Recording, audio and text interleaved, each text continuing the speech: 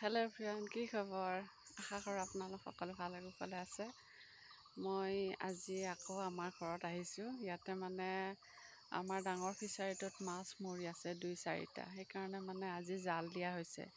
মানে এনেই যদি মাছখিনি দিয়াৰ পাছত মৰি মৰি যায়, সদায় যদি 2-2টাকৈ পেলাব লাগে তেতিয়াহ'লেতো বহুত লোকচান হ'ব। সেইকাৰণে ভাবিছোঁ অলপমান মাছ উঠাই চাওঁ কি হয়। সেইকাৰণে মানে ৰাতিপুৱাই আমাৰ এওঁৰ বন্ধু এজনে মাছমৰীয়া লৈ আহিছে আৰু এতিয়া মাছ মাৰি আছে। সেইকাৰণে আমি ৰাতিপুৱা 4টা বজাতে উঠি 5টা, চাৰে 5টা মানত আহিছোঁৱেই। 6টা, চাৰে 6টাত এইখিনি পাইছোঁ আৰু এওঁলোক আহিছে তাৰ অলপমান পিছে পিছে আহিছে, 5 মিনিট 10 মিনিটমান পিছত।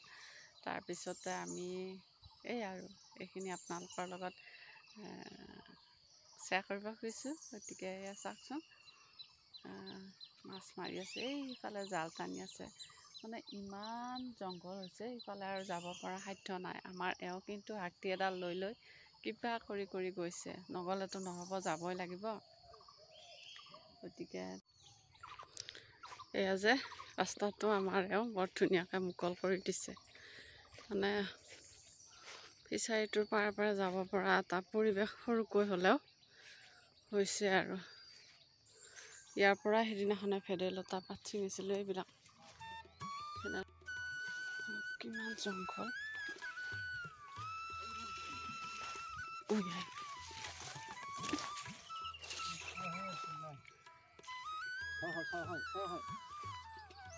মোৱা মাছে আহিল নেকি?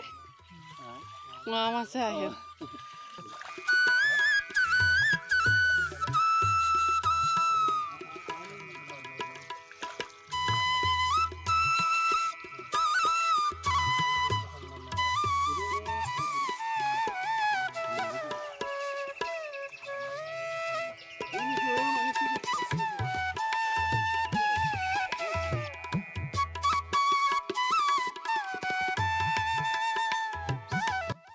আমাৰ এওঁৰ বেষ্ট ফ্ৰেণ্ড এইজন মতিন আলি, আৰু এওঁ বহুত হেল্প কৰি দিলে আজি মাছখিনি উঠোৱাত।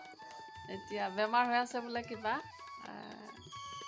পাথৰ হৈ আছে না, কিডনীত পাথৰ হৈ আছে। তেওঁৰ মংগল কামনা কৰিলোঁ আপোনালোকৰ পৰা। গতিকে এতিয়া যাব ওলাইছে, মাছো দিলোঁ এটা।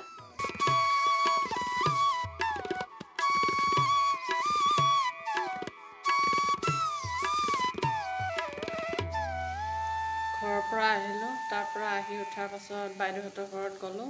বাইদেউহঁতৰ ঘৰত গৈ উঠাৰ পাছত মানে তাতে মাছ এটা দিলোঁ, দি তাৰ পৰা ইহঁত দুটাক লৈ আহিলোঁ। আহি পচলাডাল ঠিক ঠাক কৰি ল'লোঁ আৰু এয়া পচলাৰ আঞ্জা, আৰু এইটো মাছে পচলাৰে ৰান্ধিম বুলি ভাবিছোঁ আজি মানে। আৰু এইকেইটা চকৰা ভাত আছিল যোৱাকালিৰে। তাৰপিছত এইকেইটাও কিবা কৰি ময়ে খাম। আৰু ইফালে মাছ বাছতে এইকেইটা মাছ ৰ'ল, বাকীখিনি ফ্ৰিজত থৈ দিলোঁ। এইখিনি মানে ভাজিম বুলি ভাবিছিলোঁ, কিন্তু মানে এতিয়া সময় বা পাওঁ নে নাপাওঁ। আৰু এইডাল মানি প্লেণ্ট চাওকচোন বাৰু, মই মানে ইয়াতে বনাই থৈ দিছোঁ এটা সৰু কাপতে। মানে পানী আৰু এইটো হ'ল মাছ ভজা তেল। মাছৰ তেল অলপ বেছি হৈছিল, এইখিনি মই ইয়াতে কাঢ়ি থৈ দিছোঁ। আকৌ পিছৰ বাৰ ৰান্ধোতে এইখিনি দি দিম। তাৰপিছতে ভাতটো হৈছে বাৰু, তেনেকুৱাকৈ মানে সময় নাই। জানক ইয়াতে থৈ গৈছিলোঁ নহয়। এতিয়া ভাত ৰান্ধোতে প্ৰায় 12টা বাজু বাজু হ'ব। আৰু আমি তাৰ পৰা আহি বৰমাঘাটৰ ঘৰত সোমালোঁ। ঘৰত সোমাই তাতে চাহ পানী খাই উঠি ইহঁত দুটাই ভাত খাই আছিল, সিহঁতক লৈ ইয়াতে ঘৰ পাওঁতে আহি এইখিনি সময় হৈ গ'ল। আৰু মানে ভোক আমাৰ নালাগিলেও, তাইৰ সৰু যিহেতু তাইৰ ভোক লাগিবই। গতিকে ইমান মানে, আৰু টেবুলখন চাওকচোন, টেবুলত মানে মই কিবা কিবি মানে অলপমান অমিতা ফুলৰ তিতা, ভেন্দি, আলু, ভাতকেৰেলা, সেয়াও এখন অলপ কিবা বনাম। লগতে লাওৰাগ 4টা নে 5টা পাইছিলোঁ, সেইকেইটা বেছিকৈ ছিঙিলে বেছিকৈ হয় পোখাবিলাক। সেইকাৰণেহে মই সেইকেইটা কম কমকৈ ছিঙিছোঁ, আৰু তেতিয়া বেছি হৈ যাব। আৰু এতিয়া গৰমো হৈছে, গৰম পৰিছে। ৰাতিপুৱাই বাৰু চাকি বন্তি দি গৈছিলোঁ। আৰু এইখিনিয়ে আপোনালোকৰ লগত শ্বেয়াৰ কৰিছোঁ, চাই থাকিব। আৰু গোটেইখিনি মানে বনোৱা নাই, কল পচলা 1 খৰা ৰৈ গ'ল। আৰু এয়া পচলাখিনিত অলপমান পানী দিছোঁ। পানীখিনি দি অলপমান ঢিলা ফুটত ৰাখিছোঁ। তাৰপিছত ইয়াতে মাছ দিম। ইয়াৰ পৰা মাছ দিওঁ।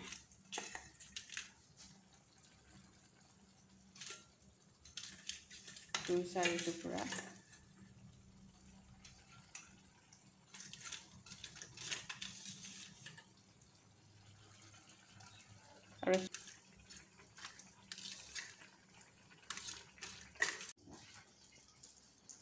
আৰু এইখন আজি আমাৰ থালি। এইটো হ'ল অমিতাৰ ফুল, লাওৰা, ভেন্দি, মাছ ফ্ৰাই আৰু এয়া পচলা আৰু মাছ। আৰু ভেন্দিটো এয়া বনাই আছোঁ। ইয়াৰ পৰা অলপ অলপ এনেকৈ দি দিছোঁ।